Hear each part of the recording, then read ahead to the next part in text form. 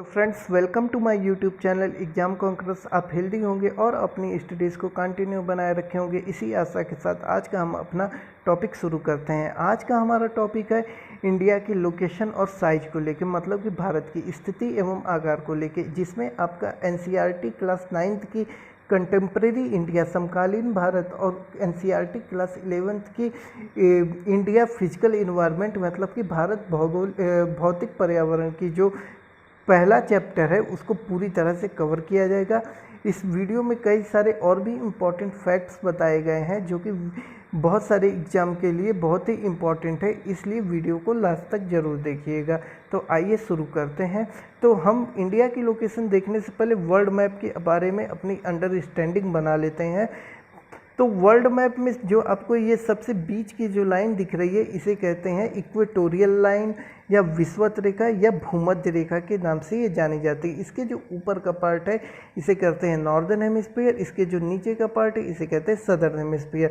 फिर आपको एक नॉर्थ से साउथ की ओर 0 डिग्री की एक लाइन आते हुए दिख रही होगी, इसे कहते हैं प्राइम मेरिडियन लाइन कहते हैं, मतलब कि मुख्य देशांतर रेखा या मुख्य मध्याह्न रेखा के नाम से जानी जाती है। इसके जो ईस्ट का पार्ट है उसे ईस्टर्न हेमिस्फीयर, इसके जो वेस्ट का पार्ट है वेस्टर्न हेमिस्फीयर कहते हैं। ठीक, अब इंडिया की लोकेशन अगर देखा जाए तो इंडिया जो है इक्वेटर की किधर है, ऊपर की ओर है, तो मतलब नॉर्दर्न हेमिस्फीयर में है। और जो 0 डिग्री की प्राइम मेरिडियन है उसके ईस्ट की ओर है, तो मतलब पूर्वी गोलार्ध में, मतलब ईस्टर्न हेमिस्फीयर में। तो इंडिया की जो लोकेशन है वो किधर है, वो नॉर्दर्न ईस्टर्न हेमिस्फीयर, मतलब कि उत्तरी पूर्वी गोलार्ध में इंडिया की लोकेशन है। ठीक, अब हम देख लेते हैं कि इंडिया का जो है किस कॉन्टिनेंट में इंडिया पड़ती है। तो किस कॉन्टिनेंट में देखने से पहले हम देख लेते हैं कितने कॉन्टिनेंट होते हैं। सबसे बड़ा कॉन्टिनेंट एशिया है, फिर आता है नॉर्थ अमेरिका, फिर आता है आपका अफ्रीका, फिर आता है आपका नॉर्थ अमेरिका, फिर आपका आता है साउथ अमेरिका, फिर आपका आता है अंटार्कटिका, फिर आपका आता है यूरोप, फिर आपका आता है ऑस्ट्रेलिया। तो ऑस्ट्रेलिया जो है विश्व का सबसे छोटा कॉन्टिनेंट है। अंटार्कटिका एक तरह का निर्जन कॉन्टिनेंट है जहाँ पे कोई भी लोग नहीं रहते हैं। अब इंडिया जो है वो आता है एशिया के साउथ में, तो इसलिए इंडिया को साउथ एशियन कंट्री भी कहा जाता है। ठीक, अब यहाँ पे कुछ ओशियंस दिए हैं, उनके बारे में भी हम जान लेते हैं। जो पैसिफिक ओशियन है, पैसिफिक ओशियन आपका आता है एशिया और ऑस्ट्रेलिया तथा नॉर्थ अमेरिका और साउथ अमेरिका के बीच का जो ओशियन है उसे ही पैसिफिक ओशियन कहते हैं। फिर नॉर्थ अमेरिका और साउथ अमेरिका के और यूरोप और अफ्रीका के बीच का जो ओशियन है उसे कहते हैं अटलांटिक ओशियन। फिर अफ्रीका और वेस्ट एशिया और इंडिया और साउथ ईस्ट एशिया और ऑस्ट्रेलिया के जो बीच का ओशियन है उसे कहते हैं इंडियन ओशियन कहते हैं। दो और बहुत ही इम्पोर्टेंट ओशियन है, एक को कहा जाता है आर्कटिक ओशियन या नॉर्दर्न ओशियन भी कहा जाता है, उत्तरी महासागर भी कहा जाता है, और एक को कहा जाता है साउथ ओशियन कहा जाता है या दक्षिणी महासागर के नाम से भी हम जानते हैं। ठीक, तो ये हो गया इंडिया की लोकेशन के बारे में। ठीक, फिर इंडिया का लोकेशन हम देखते हैं लैटिट्यूड और लॉन्गिट्यूड के हिसाब से कहाँ पे है। ठीक, तो इसके बारे में भी हम देखते हैं, आइए। तो इंडिया का जो है लैटिट्यूड और लॉन्गिट्यूड देखा जाए तो लैटिट्यूड मतलब होता है अक्षांश और लॉन्गिट्यूड मतलब होता है देशांतर। ठीक, तो लैटिट्यूडनल मतलब कि अक्षांशीय विस्तार अगर देखा जाए तो इंडिया का 8 डिग्री 4 मिनट नॉर्थ से 37 डिग्री 6 मिनट नॉर्थ की ओर है, मतलब कि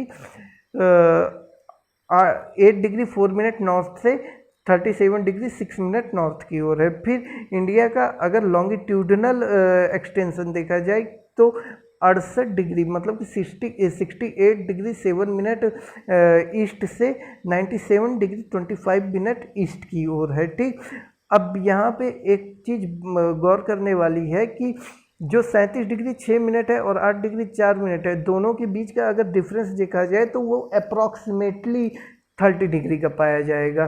फिर अगर इसी तरह से 68 डिग्री 7 मिनट ईस्ट से और 97 डिग्री 25 मिनट ईस्ट का बीच का अगर डिफरेंस देखा जाए तो वो भी अप्रॉक्सीमेटली 30 डिग्री का ही पाया जाएगा। ठीक, माइनर कहीं 1-2 डिग्री का हो सकता है, लेकिन अप्रॉक्सीमेटली हम देखें तो वो 30 डिग्री का ही पाया जाएगा। ठीक, लेकिन अगर लेंथ की बात की जाए तो दोनों जो सबसे पश्चिम का बिंदु है और जो सबसे पूर्व का बिंदु है उसके जो बीच की डिस्टेंस है वो आती है आपकी 2933 किलोमीटर आती है, और जो सबसे उत्तर का बिंदु है और जो सबसे दक्षिण का बिंदु है उसके जो बीच की दूरी है वो आपकी आती है 3214 किलोमीटर। जब यहाँ पे डिग्री में कोई अंतर नहीं है, बहुत ही माइनर सा अंतर है, लेकिन डिस्टेंस में इतना ज़्यादा उत्तर से दक्षिण और पूर्व से पश्चिम में अंतर क्यों है, इसके बारे में मैं आपको बताता हूँ। इसके बारे में ये ऐसा इसलिए होता है क्योंकि जो अक्षांश रेखाएं होती हैं उनके बीच की जो दूरी रहती है वो हमेशा क्या रहती है, सदैव समान रहती है। मतलब कि दो अक्षांशों के बीच की दूरी जो रहती है वो हमेशा समान रहती है, लेकिन जो दो देशांतरों की जो बीच की दूरी है वो हमेशा क्या रहती है, ध्रुवों की ओर जाने पे। मतलब कि जैसे जैसे देशांतर रेखाएं पोलर रीजन की ओर जाएंगी तो उनकी जो बीच की दूरी है वो क्या होती जाती है, वो कम होती जाती है। ठीक, तो यही कारण है कि जो देशांतरी विस्तार भारत का है 30 डिग्री का, वो क्या होता जाता है, वो क्या हो गया, वो क्या होता जाता है, वो कम होता जाता है। ठीक, तो इसीलिए जो इसीलिए जो ईस्टर्न जो इसका विस्तार है वो क्या हो गया है, वो कम होता है। ठीक, और जो नॉर्दर्न एक्सटेंशन है वो क्या रहता है, वो ज़्यादा रहता है। ठीक, तो आशा करता हूँ आपको समझ में आया होगा ये चीज़। फिर नहीं समझ में आया होगा तो आप कमेंट में ज़रूर कर दीजिएगा, तो मैं रिप्लाई कर दूंगा। ठीक, फिर हम यहाँ पे देख लेते हैं कि इंडिया के पड़ोसी देश कौन कौन से हैं, और इंडिया की लैंड बाउंड्री के बारे में देख लेते हैं, और इंडिया के कोस्टल बाउंड्री के बारे में भी हम देख लेते हैं। तो आइए देखते हैं हम।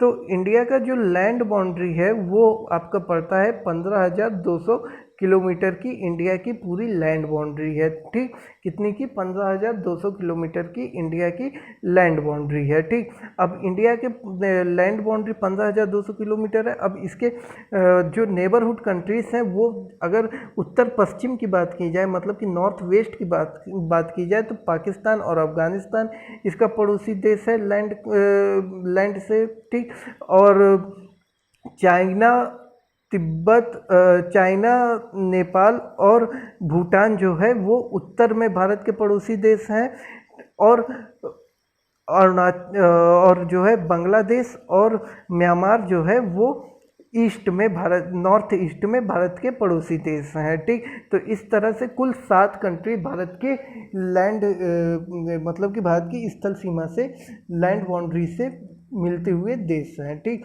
जिसमें से बांग्लादेश जो है वो भारत के साथ सबसे बड़ी लैंड बाउंड्री जो है शेयर करती है, जो कि 4,096 किलोमीटर की है। फिर इसके बाद चीन है जो कि 3,917 किलोमीटर की बाउंड्री शेयर करता है। फिर पाकिस्तान है, फिर नेपाल है, फिर म्यांमार है, फिर भूटान है, फिर अफगानिस्तान जो कि 80 किलोमीटर की बाउंड्री भारत के साथ शेयर करता है। ठीक, फिर इसके बाद तो ये पूरी बात मैंने आपको बता दी लैंड बाउंड्री के बारे में। फिर मैं आपको दूसरी बात बता देता हूँ कोस्टल बाउंड्री के बारे में, यानी कि तट रेखा के बारे में। भारत की जो तट रेखा है वो कुल मिला के 6100 किलोमीटर की पड़ती है। कितनी की, 6100 किलोमीटर की भारत की तट रेखा पड़ती है। अगर इसमें लक्षद्वीप और अंडमान निकोबार को मिला दें, अगर इसमें लक्षद्वीप और अंडमान निकोबार को भी मिला दिया जाए तो भारत की जो तट रेखा हो जाती है वो हो जाती है 7,516 किलोमीटर की। कितने की हो जाती है, 7,516 किलोमीटर की हो जाती है। ठीक, फिर इसके बाद अगर देखा जाए, आपसे कभी कभी पूछ लिया जाता है कि भारत की सबसे लंबी तटरेखा किस राज्य के साथ बनती है। ठीक, तो भारत की जो सबसे लंबी तटरेखा है वो गुजरात राज्य बनाता है। ठीक, गुजरात राज्य भारत की सबसे लंबी तटरेखा बनाता है। ठीक, अब यहाँ पे आपका सागर क्षेत्र में कहाँ तक किसी देश का स्थान होता है इसके बारे में भी हम जान लेते हैं। देखिए, सबसे पहले ये आपका जो पड़ता है, ये आपका पड़ता है कोस्ट लाइन पड़ता है।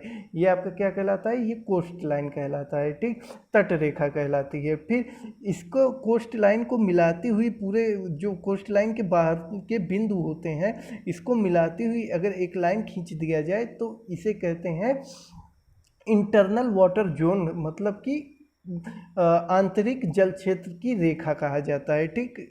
फिर इसके तट रेखा यानी कि ये जो कोस्टल लाइन है, यहाँ से 12 नॉटिकल मील तक की जो दूरी है, नॉटिकल मील क्या होता है? नॉटिकल मील समुद्र में दूरी नापने की इकाई होती है, और 1 नॉटिकल मील बराबर होता है, 1 नॉटिकल मील बराबर जो आपका होता है 1.85 किलोमीटर, आपका 1 नॉटिकल मील बराबर होता है, ठीक। फिर कोस्ट लाइन से जो 12 नॉटिकल मील तक की दूरी होती है उसे कहते हैं टेरिटोरियल वाटर जोन, मतलब कि क्षेत्रीय जलमंडल कहा जाता है। यहाँ पे किसी भी राष्ट्र की संप्रभुता होती है और कोई भी बाह्य राष्ट्र यहाँ पे हस्तक्षेप नहीं कर सकता है, ठीक। और राष्ट्र जो है यहाँ पे आर्थिक और सामरिक गतिविधियों के लिए स्वतंत्र होता है पूर्ण रूप से। फिर आपके आता है कोस्ट लाइन से 24 नॉटिकल मील तक की दूरी। जो कोस्ट लाइन से 24 नॉटिकल मील तक की दूरी रहती है, वहाँ पे राष्ट्र जो है किसी तरह का सैन्य अधिकार नहीं रखता है, परंतु निगरानी और सुरक्षा का अधिकार इसको पूरी तरह से होता है। यहाँ अगर किसी भी राष्ट्र, अगर भारत को अगर शंका हो गई कि कोई विदेशी जहाज इस क्षेत्र में आ रहा है, तो उसका भारतीय जहाज क्या कर सकता है? पीछा कर सकता है, ठीक।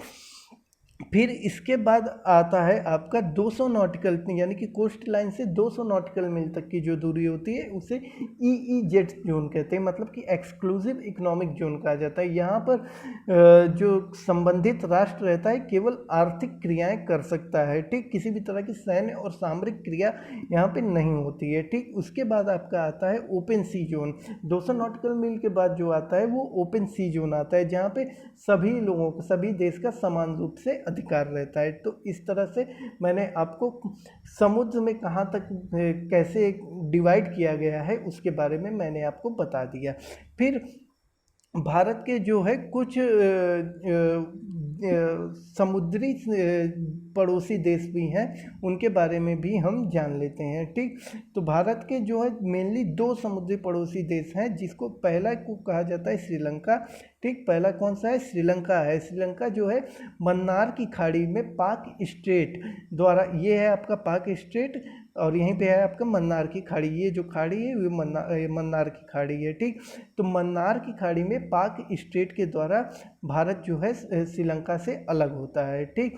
अब यहाँ पे एक छोटा सा कॉन्सेप्ट ये है कि NCERT में पूछा गया था कि what is difference between straight and gulf, तो या कह सकते हैं कि जलसंधि और खाड़ी में क्या अंतर होता है। तो जलसंधि क्या होती है?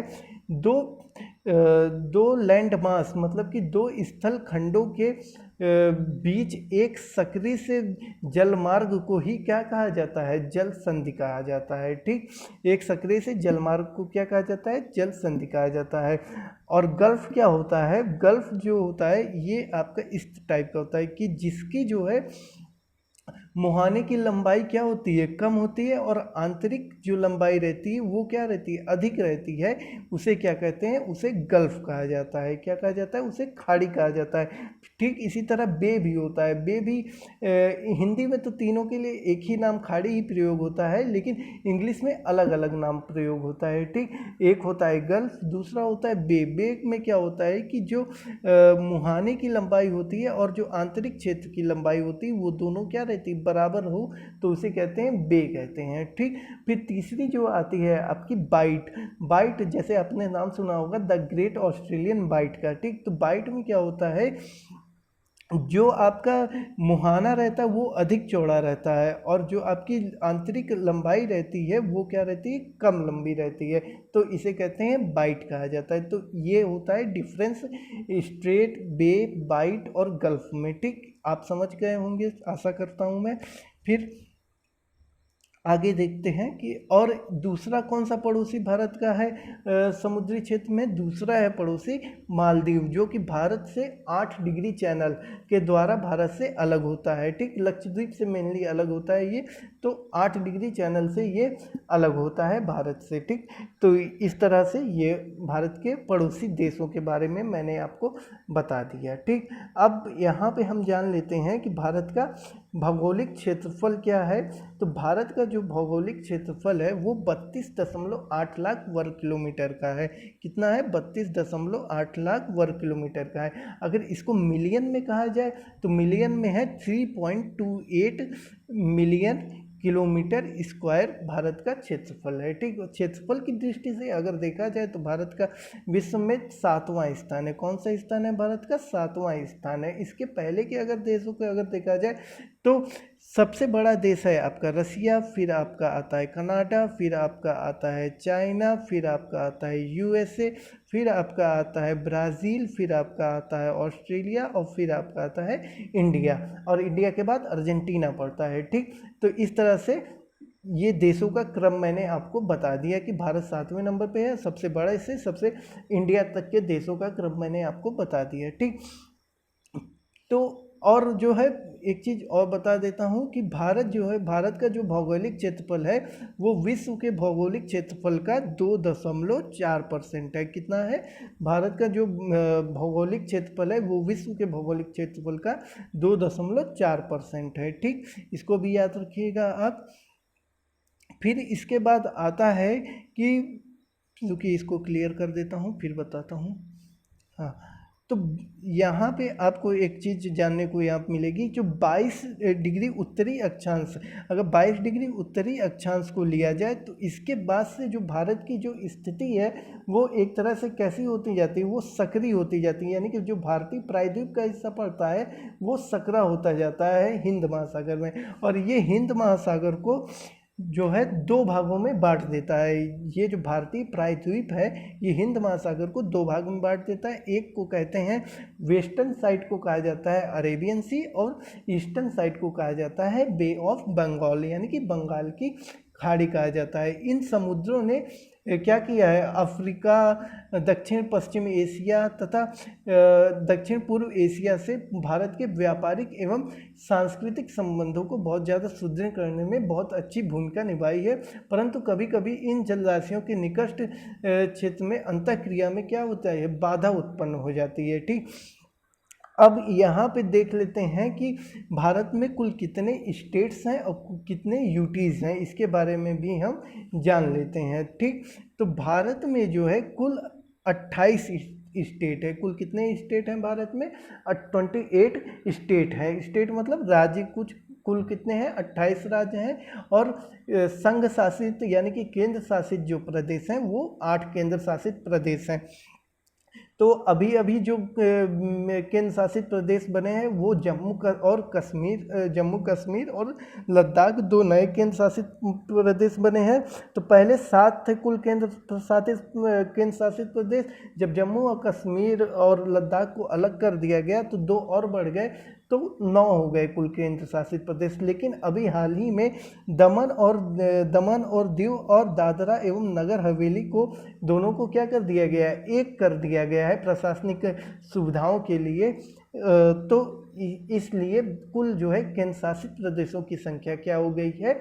8 हो गई है। कुल केंद्र शासित प्रदेशों की संख्या 8 है और राज्यों की कुल संख्या 28 है। ये याद रखिएगा आप। ठीक, फिर इसके बाद एक चीज़ और आपको यहाँ पे बताना पड़ेगा, बहुत इंपॉर्टेंट है, ट्रॉपिक ऑफ कैंसर को लेके। देखिए, ये मान लीजिए आपकी पृथ्वी है, तो इसमें ये इक्वेटर है, तो 23.5 डिग्री जो साउथ में पड़ता है उसे कहते हैं ट्रॉपिक ऑफ कैप्रिकॉर्न कहते हैं, मतलब कि मकर रेखा कहा जाता है। और 23.5 डिग्री जो नॉर्थ में पड़ता है उसे कहते हैं ट्रॉपिक ऑफ कैंसर कहा जाता है, यानी कि कर्क रेखा कहा जाता है।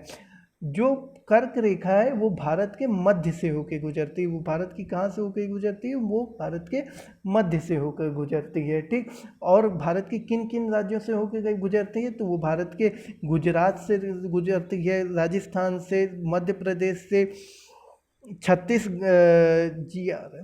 छत्तीसगढ़ से, फिर उसके बाद झारखंड से, फिर उसके बाद वेस्ट बंगाल से, फिर उसके बाद त्रिपुरा से, फिर उसके बाद मिजोरम से होके गुजरती है। ठीक, तो इस तरह से कुल 8 राज्यों से होके भारत से कुल 8 राज्यों से होके ट्रॉपिक ऑफ कैंसर मतलब कि कर्क रेखा होके गुजरती है। ठीक, तो इस प्रकार से हमने कर्क रेखा के बारे में देख लिया। फिर यहाँ पे आपको तापजन्य के हिसाब से मतलब कि टेम्परेचर के हिसाब से देखना पड़ेगा कि भारत किस जोन में आता है। देखिए, सबसे पहले मान लीजिए कि ये पृथ्वी है और ये 0 डिग्री की लाइन है, तो ये 30 डिग्री की लाइन है।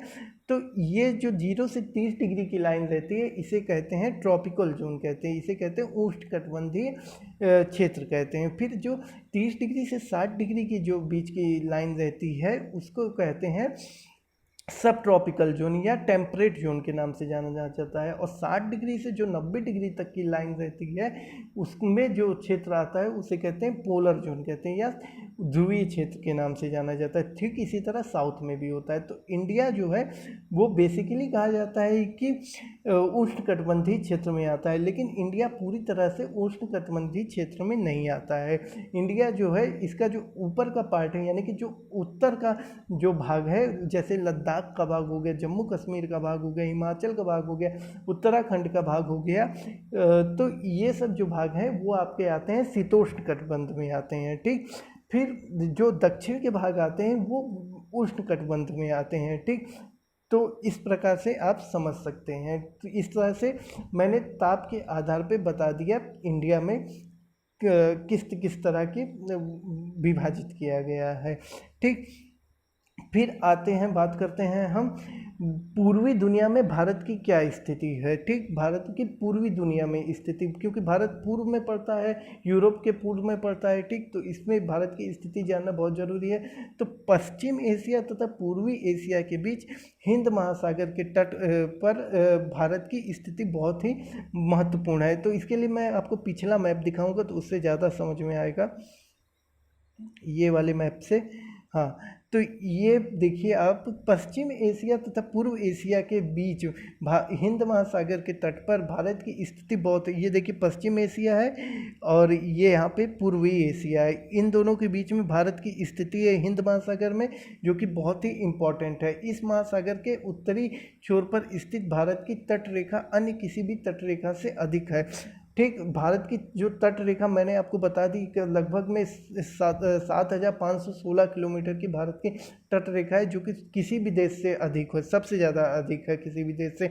और ये 1600 किलोमीटर तक विस्तृत है, मतलब कि इसका जो क्षेत्रफल का इलाका है भारत का वो 1600 किलोमीटर तक विस्तृत है। ठीक, और पश्चिम में अरब सागर है और इसके और पूर्व में बंगाल की खाड़ी है। ठीक, इस प्रकार हम कह सकते हैं कि हिंद महासागर सचमुच में हिंद का महासागर मतलब कि भारत का महासागर है। क्योंकि इसलिए भी ये भारत का महासागर कहा जा सकता है क्योंकि अगर अफ्रीका के किसी भी आदमी को ईस्ट यानी कि साउथ ईस्ट में व्यापार करने जाना है तो वो भारत के रास्ते ही होके जाएगा।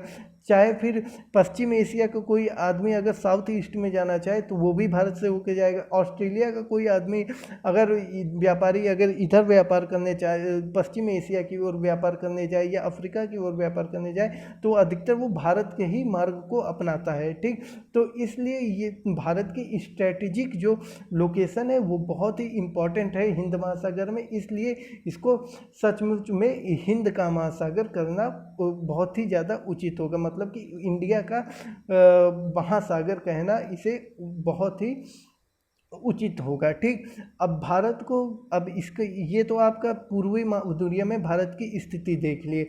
अब भारतीय उपमहाद्वीप के बारे में हम थोड़ा जान लेते कि भारत को उपमहाद्वीप क्यों कहा जाता है, इसके बारे में हम जान लेते। भारतीय उपमहाद्वीप में कौन कौन सी कंट्रीज आती हैं इसके बारे में भी हम जान लेते हैं। ठीक, तो भारत जो है क्या है, भारत एक बहुत ही विशाल आकार का देश है, बहुत ही विशाल आकार का देश है। ठीक, और भारत के जो है उत्तर में अगर देखा जाए तो बहुत सी ऊंची ऊंची पहाड़ियाँ पाई जाती हैं, ऊंचे ऊंचे माउंट पर्वत पाए जाते हैं, जिसे आपका नंगा पर्वत हो गया, नंगा पर्वत हो गया, कंचनजंगा हो गया, केटू हो गया, ये भारत की ऊंची ऊंची पर्वत श्रेणियाँ हैं। ठीक, फिर सिंधु गंगा का जो मैदान का क्षेत्र पड़ता है जिसमें में सिंधु गंगा का मैदान का क्षेत्र काफ़ी ज़्यादा उपजाऊ क्षेत्र पड़ता है। फिर इसके बाद देखिए तो पश्चिम में आपका विशाल मरुस्थल पड़ता है, ठीक। फिर इसके बाद अगर देखा जाए तो गंगा, ब्रह्मपुत्र, सिंधु, महानदी, गोदावरी, कृष्णा, कावेरी, नर्मदा एवं तापी जैसी बड़ी नदियां भारत में प्रवाहित होती हैं। उत्तर में जो है हिमालय पर्वत है। तो अगर इस प्राकृतिक सीमाओं की बात की जाए तो भारत के उत्तर में क्या है, हिमालय पर्वत पड़ जाता है। पश्चिम में देखा जाए तो सुलेमान और किरथर दो बहुत ही इम्पोर्टेंट रेंज है, सुलेमान हो गई, किरथर हो गई। फिर हिंदुकुश पर्वत की जो श्रेणी पाई जाती है पश्चिम में, वो भारत के लिए वो भारतीय उपमहाद्वीप के लिए, भारत, पाकिस्तान ये सब जो हो गए इनके लिए एक तरह की प्राकृतिक बाउंड्री का काम करती है। फिर इसी तरह से अगर पूर्वी क्षेत्र में देख लिया जाए तो पूर्वांचल की बहुत सारी पहाड़ियां हैं जो कि एक तरह से प्राकृतिक सीमाओं का काम करती है। फिर अगर दक्षिण में तो देख लिया जाए तो पूरा हिंद महासागर ही भारत की प्राकृतिक सीमा का निर्धारण करता है। तो इस तरह से आप भारत को एक उपमहाद्वीप कह सकते हैं, ठीक। क्योंकि इसकी जो है भौगोलिक क्या है, भौगोलिक रूप से यहाँ पे क्या है, समरूपता है। क्योंकि भौगोलिक रूप से पूरे चारों तरफ से ये क्या है, एक तरह से ये जो एरिया देख रहे हैं आप, ये एक तरह से पूरे चारों ओर से क्या है, प्राकृतिक सीमाओं द्वारा सुरक्षित किया गया है। तो इसलिए इसको भारतीय उपमहाद्वीप कहा जाता है, ठीक। और कुछ पासेस को छोड़ दें तो इस उपमहाद्वीप में प्रवेश करना बहुत ही कठिन है। जैसे खैबर हो गया, बोलन हो गया, सिपकिला हो गया, नाथुला हो गया, बोमडिला हो गया, इन सब दर्रों को छोड़ दें तो ये इन सब दर्रों से ही प्रवेश किया जा सकता है, ठीक। अब भारतीय उपमहाद्वीप में कौन कौन सी कंट्रीज आती हैं? भारतीय उपमहाद्वीप में पाकिस्तान आता है, नेपाल आता है, बांग्लादेश आता है, भूटान आता है और म्यांमार नहीं आता है, ठीक। याद रखिएगा म्यांमार नहीं आता है, केवल आता है पाकिस्तान आता है, नेपाल आता है, भूटान आता है, बांग्लादेश आता है और श्रीलंका को भी लिया जाता है इसके भारतीय उपमहाद्वीप के अंतर्गत, ठीक। फिर इसके बाद आगे देखते हैं, हम वीडियो में आगे देखते हैं। तो ये मैंने आपको बता ही दिया कि किस तरह से, यहाँ पे आप वीडियो पॉज करके देख लीजिएगा। फिर ये भी मैंने आपको बता दिया कि क्षेत्रफल की दृष्टि से भारत का स्थान और ये सब भी बता दिया है। फिर यहाँ पे भी मैंने आपको डिस्क्राइब कर ही दिया है, ठीक। फिर यहाँ पे आपको थोड़ा सा यहाँ पे गौर करना पड़ेगा कि भारत का सी रूट और भारत का एयर रूट क्या है, ठीक। इसके बारे में आपको देखना पड़ेगा, ठीक। तो भारत का अगर सी रूट की बात की जाए तो यहाँ पे आपका है कांडला पोर्ट, या जिसे कहते हैं दीनदयाल उपाध्याय पोर्ट कहा जाता है, या दीनदयाल उपाध्याय बंदरगाह के नाम से जाना जाता है, ठीक। तो दीनदयाल उपाध्याय बंदरगाह, ये देखिए जो आपका एक ये लाइन गई है, ये यहाँ पे जो है आपका, ये है आपका गल्फ ऑफ अदन है। ये क्या है, गल्फ ऑफ अदन, मतलब कि अदन की खाड़ी है। फिर इस यहाँ पे जो है आपका, ये है आपका रेड सी, और ये जो सकरी सी जो जल संधि है, अभी जल संधि मैंने आपको बताया, दो स्थल खंडों के बीच से जो सकरी सी जल मार्ग जाती है उसे क्या कहते हैं, जल संधि कहते हैं, ठीक। तो ये जो जल संधि है इसका नाम है बाब अल मंदाब, क्या है, बाब अल मंदाब जल संधि है, ठीक। तो भारत में अगर किसी व्यापारी को यहाँ से अगर जाना रहता है इस सी रूट से, तो वो पहले कहाँ से जाएगा, वो पहले गल्फ ऑफ अदन में जाएगा, फिर बाब अल मंदाब नाम की जल संधि से होते हुए रेड सी में पहुंच जाएगा, और रेड सी से फिर 1869 में स्वेज कैनाल ब्रिटिशर्स ने बनवाई थी, तो उस स्वेज कैनाल में होते हुए भूमध्य सागर में पहुंच जाएगा, और भूमध्य सागर से होते हुए जिब्राल्टर की संधि को क्रॉस करते हुए वो अटलांटिक ओशियन में पहुंच जाएगा, ठीक।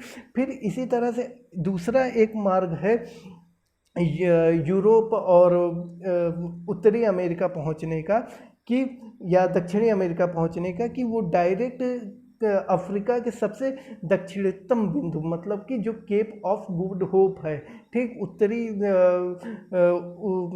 उत्तमासा अंतरीप जिसे कहते हैं, वहाँ से घूमकर किधर की ओर पहुँच जाए, वहाँ से केप ऑफ गुड होप से होते हुए वो अमेरिका की ओर पहुँच जाए, ठीक। ये हो सकता है।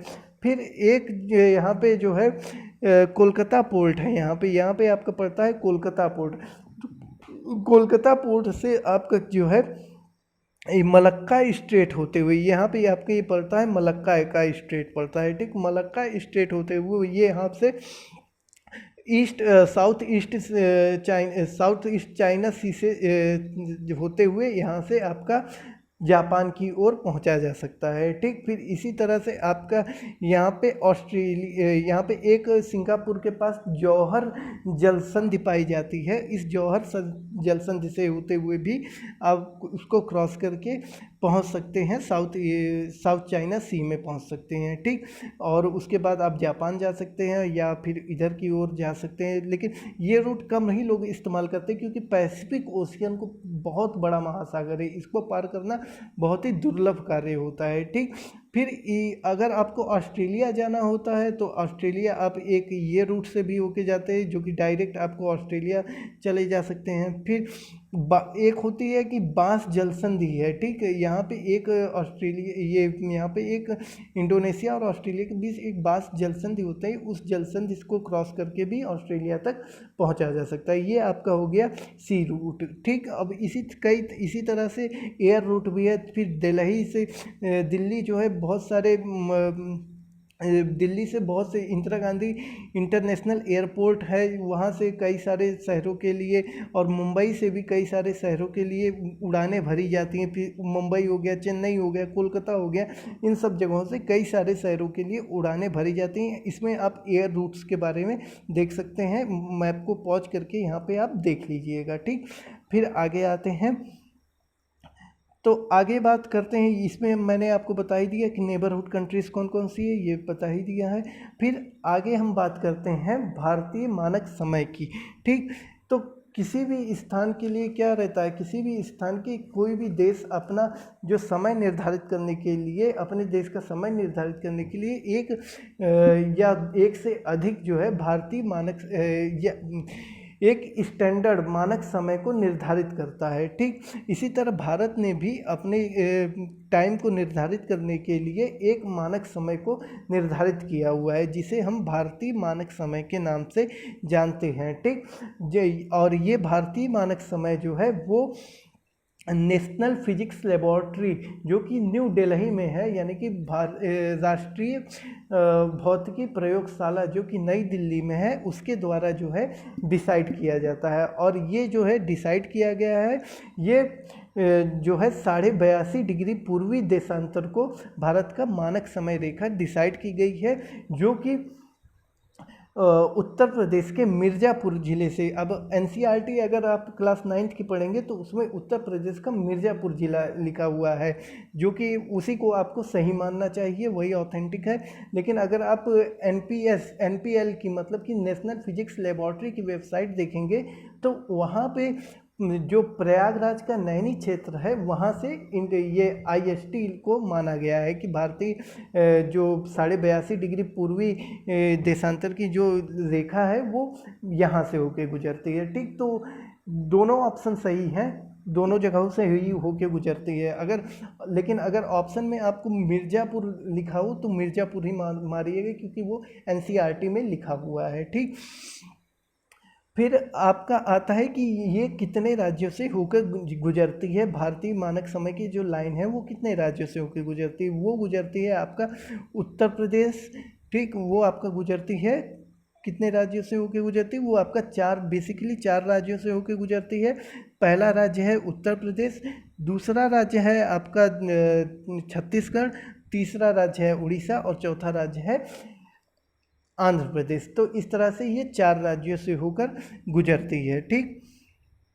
फिर इसके बाद हम देख लेते हैं कि अगर भारत का विस्तार देखा जाए, देशांतरी विस्तार देखा जाए तो वो काफ़ी ज़्यादा है, ठीक। लगभग 30 डिग्री के आसपास है। अब 30 डिग्री के आसपास, और 1 डिग्री में कितने मिनट होते हैं, 1 डिग्री में होते हैं आपके 4 मिनट होते हैं। तो 30 डिग्री हो गया तो 4 मिनट ये हो गया, तो 4 तिहाई 12 मतलब कि 120 मिनट, मतलब कि 2 घंटे। मतलब कि भारत के जो पूर्व और पश्चिम में जो समय का डिफरेंस है वो कितने घंटे का है, वो 2 घंटे का डिफरेंस है, ठीक। तो मतलब कि भारत जो अरुणाचल प्रदेश में क्या होगा, सूर्योदय क्या हो जाएगा, वो पहले होगा। और जो पश्चिम में गुजरात है वहाँ 2 घंटे बाद सूर्योदय होगा। ये होता है, ये डिफरेंस है, ठीक, टाइम जोन का डिफरेंस है, ठीक। जो पूर्वोत्तर के लोग हैं उनकी ये मांगे उठती रही हैं कि हमको एक अलग टाइम जोन का क्या किया जाए, निर्धारण किया जाए, ठीक, हमको एक अलग टाइम जोन का निर्धारण किया जाए। ऐसा वो मांग क्यों करते हैं? एनसीईआरटी में भी एक क्वेश्चन है कि क्या पूर्वोत्तर के लिए अलग टाइम जोन देना चाहिए कि नहीं देना चाहिए, ठीक। तो इसका आंसर, और ये यूपीएससी में भी कई बार पूछा भी जा सकता है कि पूर्वोत्तर के लिए क्या अलग टाइम जोन देना चाहिए कि नहीं देना चाहिए, तो इसका आंसर होगा हाँ, देना चाहिए। क्यों देना चाहिए, इसका मैं आपको रीजन देखता हूँ, ठीक। अगर पूर्वी हिस्से में देखा जाए तो 4 बजे सूर्योदय होता है, लेकिन जो शेष भारत की तरह यहाँ भी जो ऑफिस होते हैं वो कितने बजे खुल जाते हैं, वो 10 ही बजे खुल जाते हैं। और अगर दिल्ली में देखा जाए तो अगर दिल्ली में कोई व्यक्ति तरोताज़ा होकर अगर अपने ऑफिस जाता है तो वहीं पर उत्तर पूर्वी जो राज्य का जो है वो काफ़ी समय गुजारने के बाद, मतलब अगर दिल्ली में कोई बंदा 10 बजे ऑफिस जाएगा, ठीक, दिल्ली में कोई आदमी अगर क्या हो जाए 10 बजे ऑफिस जाए और यहाँ पे भी अगर 10 बजे ऑफिस जाए तो उसका एक तरह से 1 घंटा वो क्या हो गया, वो पीछे चला गया। एक तरह से वो 11 बजे ऑफिस जा रहा है, 10 बजे ना जाके ऑफिस कितने बजे जा रहा है, वो 11 बजे, क्योंकि उसका 1 घंटे का जो टाइम है वो क्या हो गया है, वो निकल गया है, क्योंकि वो 1 घंटे क्या हो रहा है, आगे चल रहा है। तो इस तरह से वो 11 बजे ऑफिस पहुंचता है।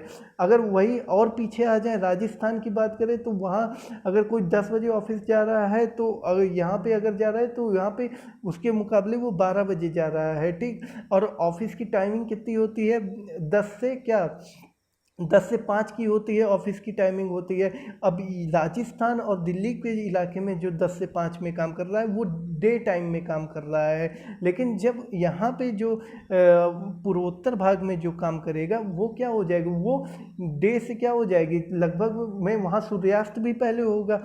जब वहाँ सूर्यास्त पहले हो जाएगा तो क्या होगा, वहाँ जब सूर्यास्त पहले होगा तो लाइट की वहाँ क्या पड़ेगी, ज़्यादा ज़रूरत पड़ेगी, वहाँ पे बिजली की क्या पड़ेगी, ज़्यादा ज़रूरत पड़ेगी। तो बिजली की ज़्यादा ज़रूरत पड़ने से बिजली का उपभोग भी क्या होगा, वहाँ पे ज़्यादा बढ़ेगा। तो इस तरह से यहाँ पे क्या होता है, बिजली की अधिक आवश्यकता पड़ जाती है, ठीक। एक यहाँ पे मैं आपको काफ़ी इंटरेस्टिंग शोध बताना चाहूँगा जो कि आईआईटी दिल्ली के कुछ रिसर्च स्कॉलर्स ने किया था, कि उन्होंने ये बताया था कि अगर ये पूर्वोत्तर भारत में एक नया टाइम जोन बना दिया जाए तो लगभग 20 मिलियन किलोवाट ऊर्जा की बचत होगी, और प्लस वहाँ के जो मानव श्रम है उससे भी लगभग कुछ नहीं तो 500 करोड़ रुपए का जो है सालाना की आमदनी की बचत होगी। तो ये फ़ायदा आप देख सकते हैं अगर वहाँ पे अलग टाइम जोन बना दिया जाए, ठीक।